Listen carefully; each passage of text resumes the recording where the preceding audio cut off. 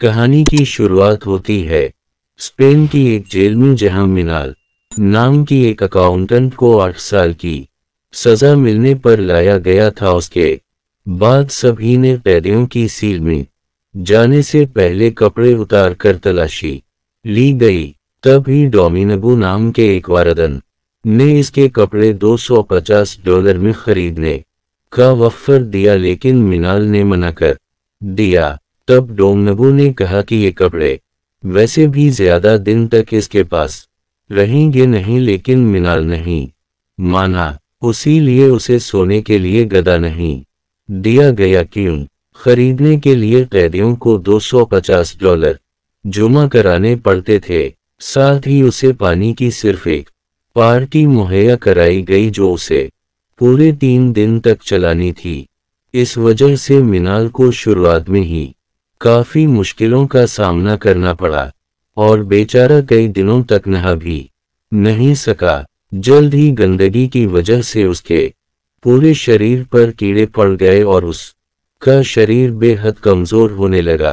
खैर, फिर ब्लैक नाम का एक कैदी इसे खाना देने आया और इसमें मिनाल को कुछ सिगरेट देकर दोस्ती का हाथ बढ़ाया। जैसे तैसे दिन बीतने लगे और मनूल को समझ नहीं आ रहा था कि क्या वो कभी यहाँ से आजाद भी हो पाएगा। इस मुश्किल समय में मिनाल खुद को संभाल न सका और जोर जोर से दीवारें पीटने लगा। जब जेल के हेड वारदन मोरिनो को इसकी खबर मिली तो उसने हुक्म दे कर मिनाल की अच्छी खासी धुलाई करवाई।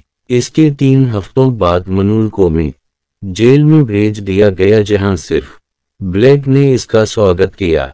यहां मनूल को ब्लैक और पीनू नाम के कैदी के सील में रहना था।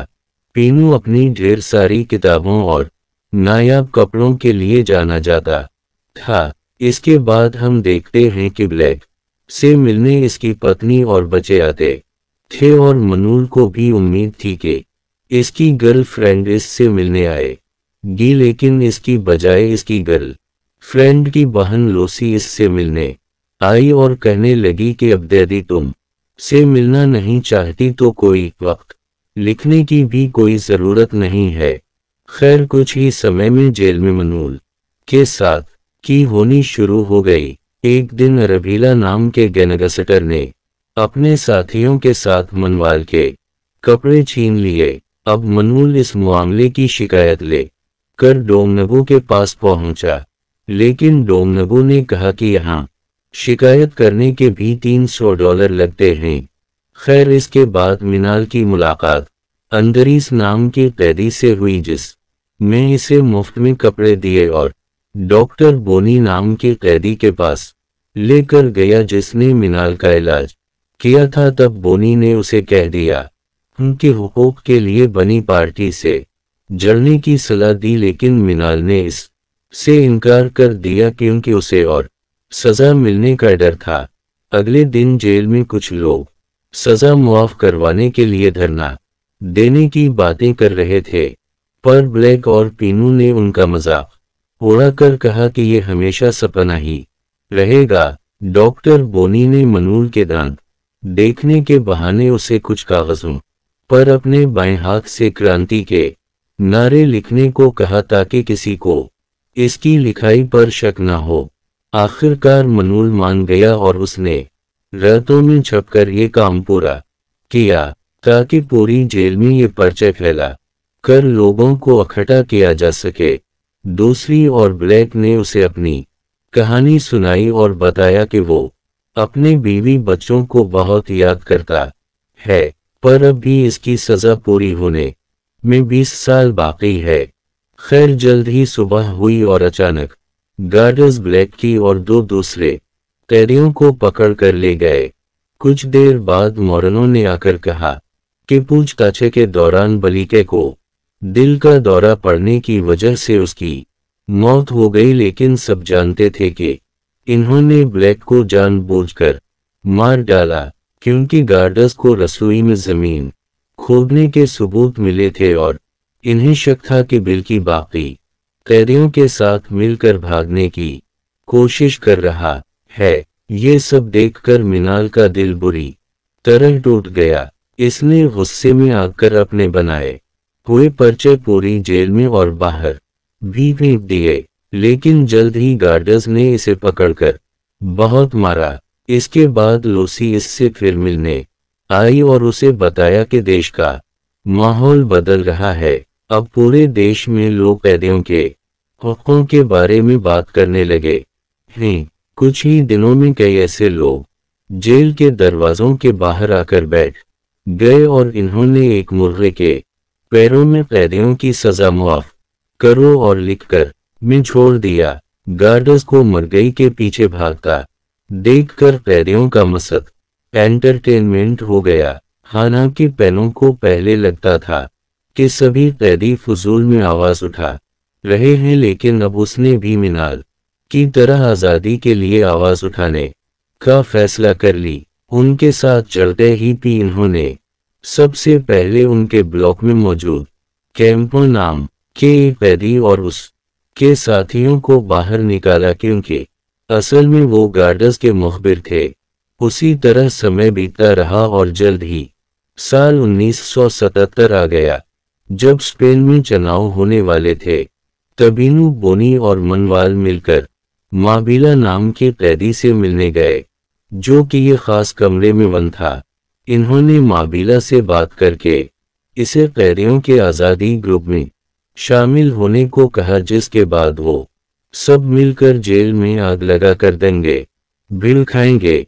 पूरे देश भर में उनकी मान गए सुनी जाए, लेकिन मारबीला ने उनके साथ जड़ने से इनकार कर दी कि वह उसने अपने लिए ये खास सील बनाया था जहां इसकी सिक की हर एक चीज मौजूद थी।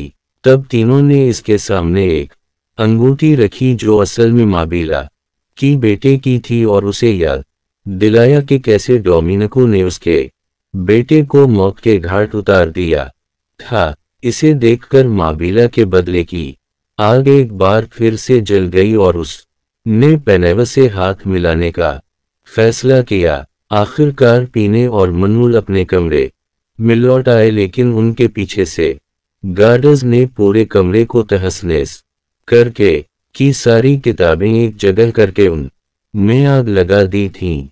खैर, अगली सुबह नाश्ते के बाद अचानक एक कैदी जोर जोर से कराहने लगा और जैसे ही गार्ड उसे उठाने आया तो प्लान के मुताबिक उसने गार्ड पर हमला करके उसे बंदी बना लिया। तफी, पीनू, बोनी और मनूल ने बाकी कैदियों के साथ मिलकर पूरी जेल में तबाही मचाकर चारों और आग लगा दी। जल्द ही वो सब जेल की छत पर पहुंचे और बाहर से गार्डर्स उन पर रबर की गोलियों से वार करने लगे। कैदियों की इस क्रांति में पूरे देश ने उनका साथ दिया और आखिरकार जेल के ऑफिसर्स कैदियों की मांग सुनने के लिए तैयार हो गए। फिर कैदियों की तरफ से मनूल और बोनी अफसर से बात करने पहुंचे। जल्द ही जेल ऑफिसर्स ने उनकी बात मानकर मीटिंग की और उनकी सभी शर्तों को मंजूरी दे दी। उसी के साथ कैदियों ने अपना मोर्चा बंद कर दी, लेकिन अचानक एक कैदी ने देखा कि ये जज असली जज नहीं है बल्कि दूसरी जेल का एक अफसर था। तब इन्हें समझ आया कि मरीनो ने कैदियों की क्रांति रोकने के लिए इन्हें धोखा दिया था। अचानक गार्डर्स ने सभी कैदियों पर हमला करके इन्हें को पीटा। फिर शाम को बोनी और मनूल को एक ऑफिस में बुलाया गया, जहां मोरनो ने इन्हें कागज पर दस्तखत करने को कहा, जिसके मुताबिक इन दोनों को दूसरी जेल में भेजा जाएगा और 2 साल के अंदर अंदर वो रहा हो जाएंगे। पर अगर इन्होंने साइन करने से इनकार किया तो जेल में हिंसा करने के जुर्म में उनकी सजा 10 साल और बढ़ा दी जाएगी। लेकिन मनूल ने अपनी आज़ादी के लिए आंदोलन से धोखा करने से इनकार कर दिया। पर अगली सुबह उसने देखा कि गार्डर्स बोनी को दूसरी जेल भेज रहे थे।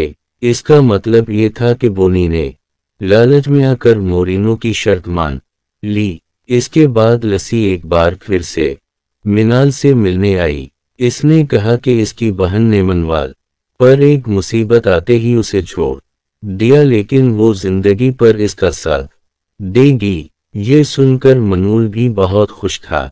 लेकिन फिर रात को अचानक कुछ गार्ड्स मनूल और पीने को जबरदस्ती उठा कर ले गए। बाद में इन्हें पता चला कि इन्हें लास्पानर जेल में लाया गया था, जो स्पेन की सबसे खतरनाक जेल थी। वहां जाते ही इन्हें इंजेक्शन दिए गए जिससे उनका शरीर अंदर से खराब होने लगे। इसके बाद उन दोनों पूरी तरह पीटकर इन पर कई घिनौने अत्याचार किए गए। जल्द ही उन दोनों की तबीयत इतनी बिगड़ गई कि इन्हें डॉक्टर के पास ले जाया गया।